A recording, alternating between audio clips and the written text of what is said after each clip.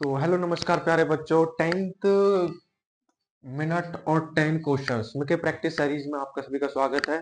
और आज हम लेकर आए हैं प्रैक्टिस सेट 8। कौन सा प्रैक्टिस सेट होने वाला है? तो 8 प्रैक्टिस सेट आपके लिए होने वाला है।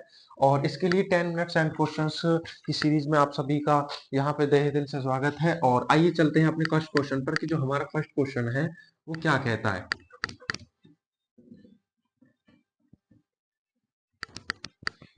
तो क्वेश्चन नंबर फर्स्ट कहता है 3600 के कितने गुणनखंड हैं? तो ऑप्शन नंबर ए कहता है 41 होंगे, ऑप्शन नंबर बी कहता है 44, ऑप्शन नंबर सी कहता है कि 45 और ऑप्शन नंबर डी कहता है 47 यानी 47। 3600 के कितने गुणनखंड होंगे? ये क्वेश्चन नंबर हमारा फर्स्ट है। तो 3600 के गुणनखंड पूछ रहा है। क्या पूछ रहा है? 3600। 3600 को मैं दो ऐसे भी तो लिख सकता हूँ, 36 गुना में 100। आप कहेंगे जी सर इसमें तो कोई बड़ी बात हो ही नहीं सकती। 36 क्या हो सकता है?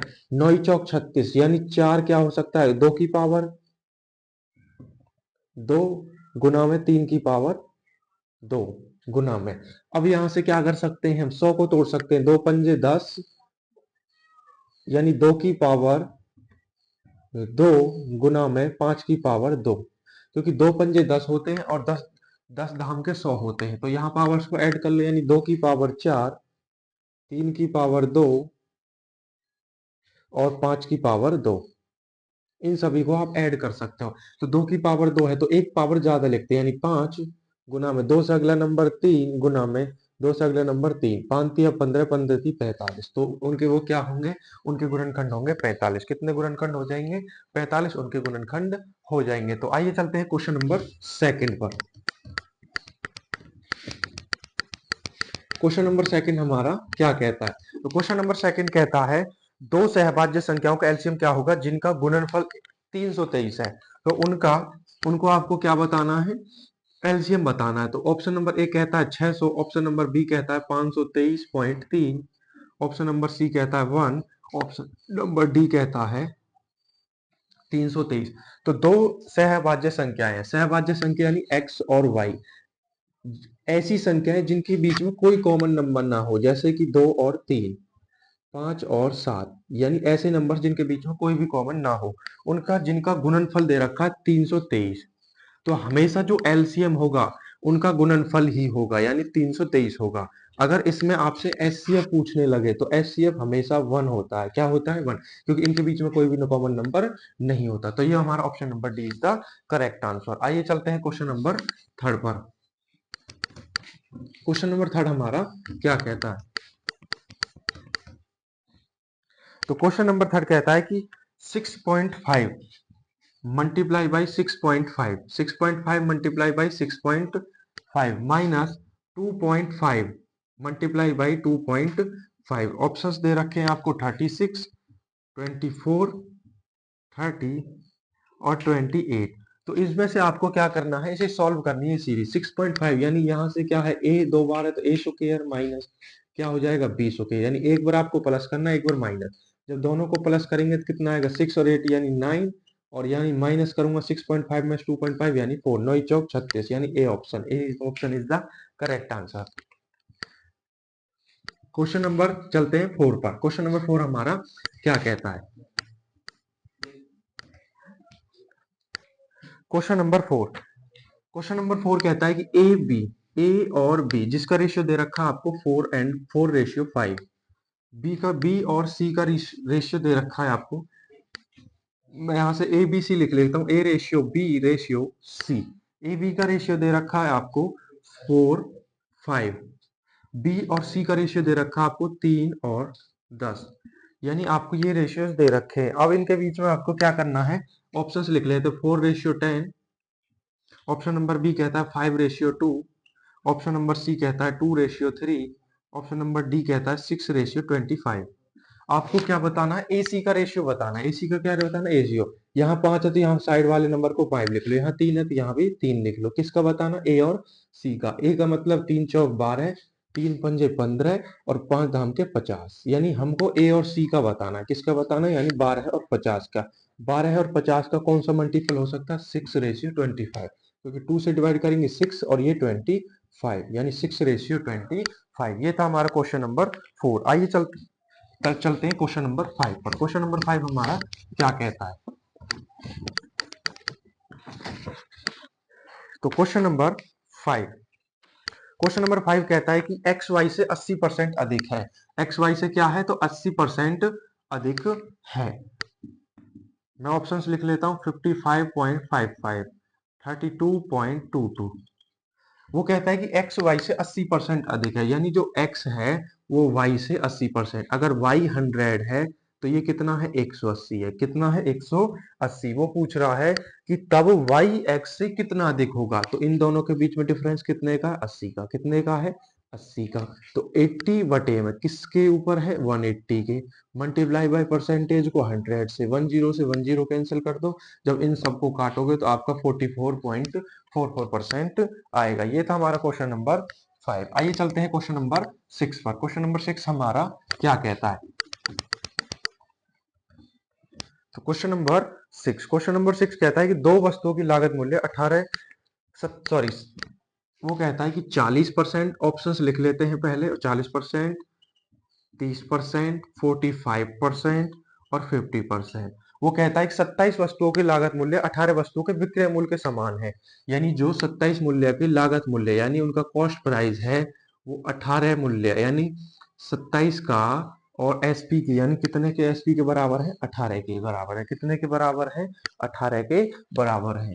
तो यानी एसपी यानी 27 वस्तुओं की जितनी उसमें लागत आई उतनी उसको 18 वस्तुओं में मिल चुकी है। तो कितने का डिफरेंस से मिल चुकी है? 9 के डिफरेंस से। कितने पर? 18 पर। तो गुना में 100। 9 9 दूनी 18 यानी 1/2। 1/2 की जब 100 से काटोगे तो 50%। कितना परसेंट आएगा? 50%। ये था हमारा क्वेश्चन नंबर 7। आइए चलते हैं क्वेश्चन नंबर 8 पर। क्वेश्चन नंबर 8 हमारा क्या कहता है? Question number 8। तो क्वेश्चन नंबर 8 कहता है हमारा एक वस्तु का अंकित मूल्य 2000 रुपए था। ऑप्शन नंबर ए, बी, सी और डी। एक वस्तु का अंकित मूल्य 2000 रुपए है। दुकानदार ने 20% की छूट दे दी, अतः वह वस्तु कितने में बेची गई?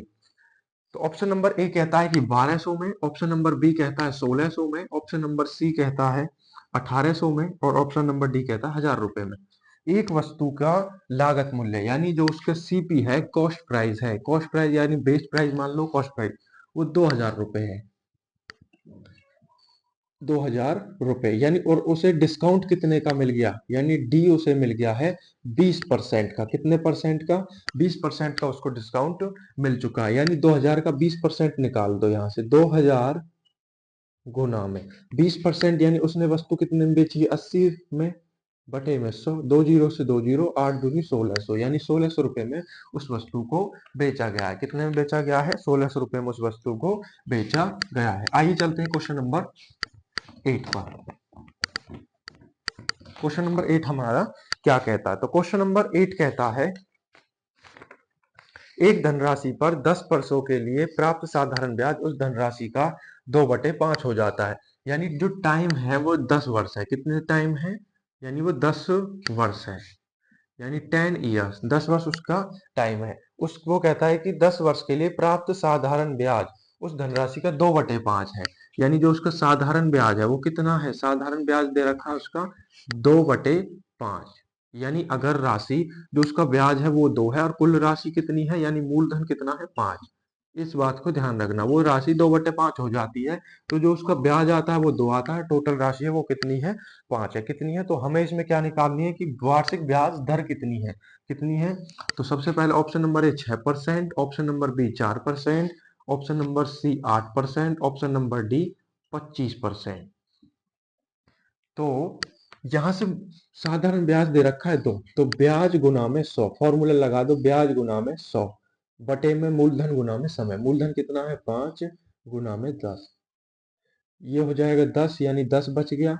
और यहां से 2 बार और यानी 2 दूनी 4%। कितने परसेंट?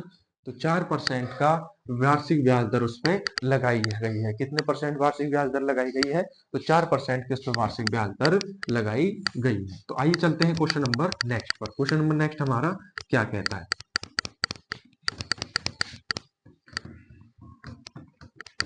तो क्वेश्चन नंबर नेक्स्ट हमारा कहता है ए अकेला किसी काम को, ए करता है किसी काम को, सबसे पहले ऑप्शन लिख लेता हूं, 18, 20, 15 और 10 दिन। तो ए किसी काम को 30 दिनों में पूरा करता है। कितने दिनों में करता है ए किसी काम को? 30 दिनों में। कितने दिनों में?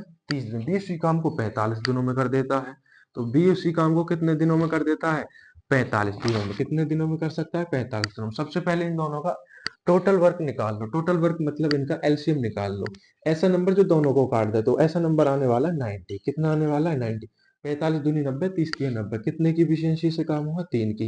यहाँ कितने की एफिशिएंसी से काम हुआ? 2 की। टोटल काम 90 आ गया। 3 और 2 5। Total efficiency 5। तो कितना किया है दोनों ने? 18 दिनों में। कितने दिनों में कर सकते हैं? 18 दिनों में उस काम को कर सकते हैं। आइए चलते हैं question number 9, sorry question number 10 पर। क्वेश्चन नंबर 10 हमारा क्या कहता है? तो क्वेश्चन नंबर 10, तो क्वेश्चन नंबर 10 कहता है कि एक आयताकार क्षेत्र में एक भुजा 5 मीटर है। एक भुजा दे रखी है आपको, यानी लेंथ दे रखी है L 5 मीटर। कितने मीटर दे रखी है? 5 मीटर। विकर्ण, विकर्ण कितने दे रखे हैं? विकर्ण दे रखा है 13। क्या दे रखा है? 13। आप सभी को पता है जो विकर्ण होता है किसी भी आयताकार को, जो वो है उसके बीचों बीच में से जाता है, यानी एक ट्राइंगल बनाता है वो। जब वो एक ट्राइंगल बनाएगा तो यानी उसके विकर्ण दे रखा है 13। वो एक लंबाई दे रखी है 5। और एक बात ध्यान रखना, जब भी आपको दो लंबाई दे रखी हो तो यहाँ पर पाइथागोरस ट्रिपलेट लग जाती है। और 5, 12 और 13, ये तीनों नंबर अपने आप में पाइथागोरस ट्रिपलेट का हिस्सा हैं।